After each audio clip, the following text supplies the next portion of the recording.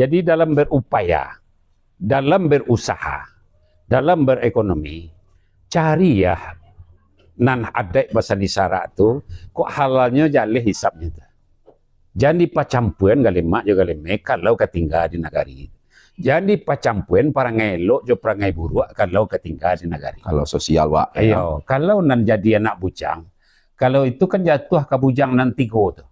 Bujang langkisau, bujang pengusau, bujang parisau tu.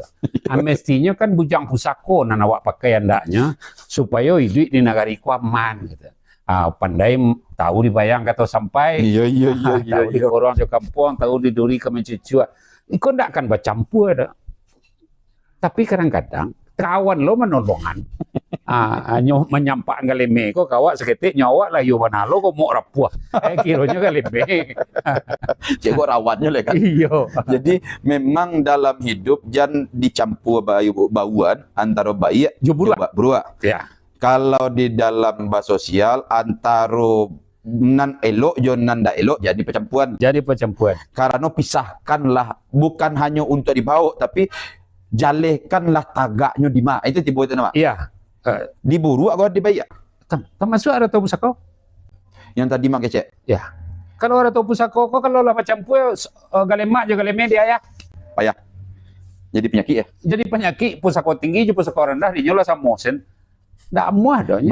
Jadi percampuran gitu. Barang gua anggap beruntung. Jaleh onggoknya cici. Tahu-tahu ini percampuran jadi kawan. Iya. Lah ayah deh, sana punya aja. Iya. Padahal mamanya nama nitip. Iya. Iya. Jadi kalau bahasa lain di orang gaya awak saya suat.